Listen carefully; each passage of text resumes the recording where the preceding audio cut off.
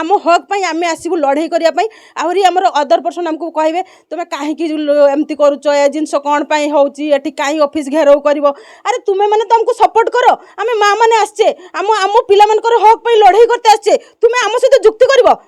तुम्हें ये कहीं बसच अरे पुलिस की डाक ना मिलिट्री भी डाक दियो आम कहूचे डाक डाक आमको अरेस्ट कर किंतु आम आम हक पर लड़े करते आसे आम हक आज नहीं जीवु कौ तहसीलदार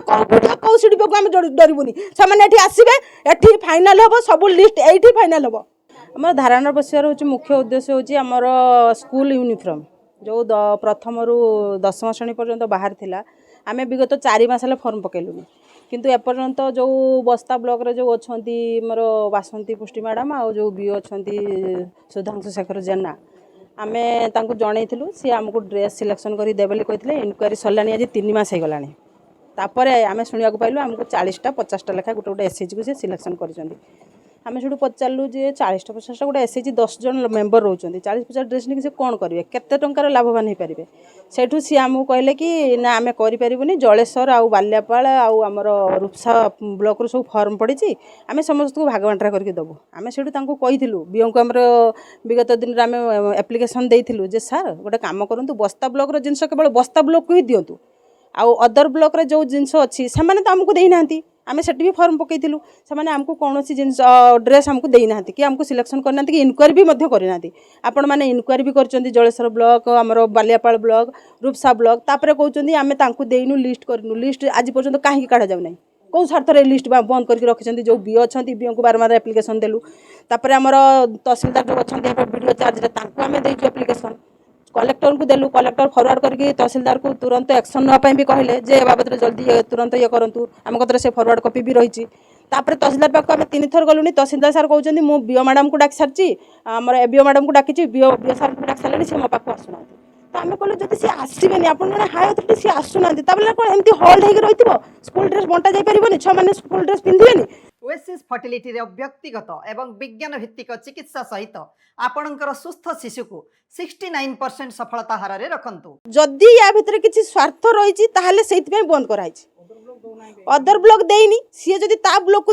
दे कि आमको सब बाद पकई ताले आम ब्लॉक रे कौन रही ताले किसी स्वार्थ रही जहाँकि स्वार्थ प्रतिपादन होनी जहाँफल सी आमको दौना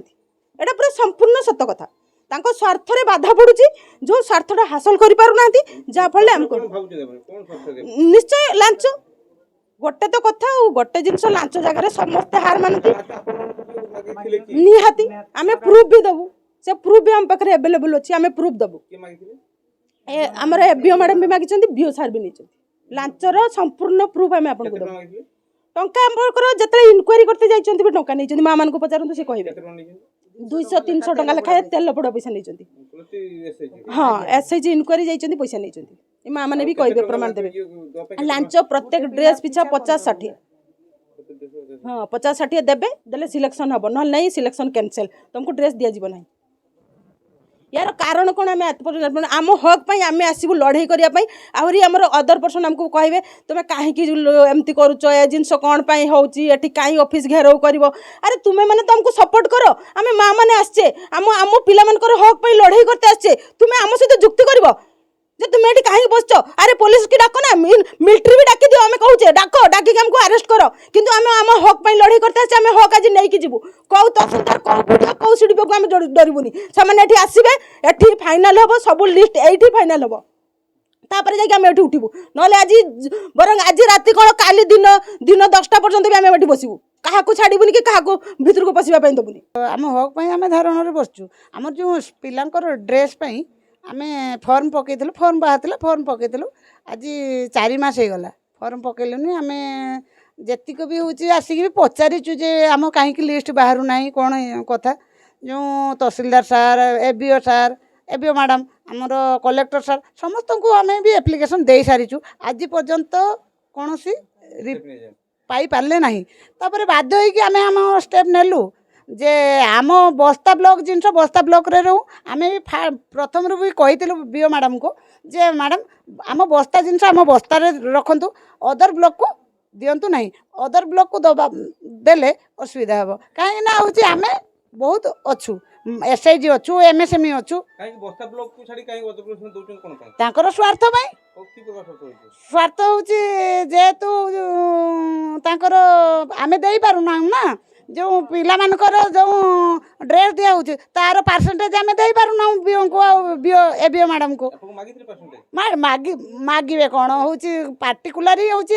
ଇନକ୍ୱାରି କରିବା ପାଇଁ ବି ଯେଉଁ ଯାଇଛନ୍ତି 200 ଟଙ୍କା ଲେଖା ଆଣିଛନ୍ତି ତେଲ ପୋଡ଼ା ପାଇଁ କ'ଣ ତାଙ୍କୁ କ'ଣ ଦରମା ମିଳୁନି ଯଦି ଦରମା ମିଳୁଛି SIG ମାଆମାନଙ୍କୁ କାହିଁକି ଏମିତି ହଇରାଣ କରୁଛନ୍ତି ଗୋଟେ ପିଲାର ଡ୍ରେସ୍ ପିଛା ହେଉଛି ଆମ ପାଖରୁ 50 ଟଙ୍କା 60 ଟଙ୍କା ନେବେ ତାହେଲେ ଆମେ କ'ଣ କରିବା 50-60 ଟଙ୍କା ଆଜ୍ଞା ଯଦି MSME ବି କି ନେବେ ଆଉ ଯେଉଁଠୁ ବି ଲାଞ୍ଚ ନେଇଛନ୍ତି ଆମେ ତାର ବି ପ୍ରମାଣ ଦେବୁ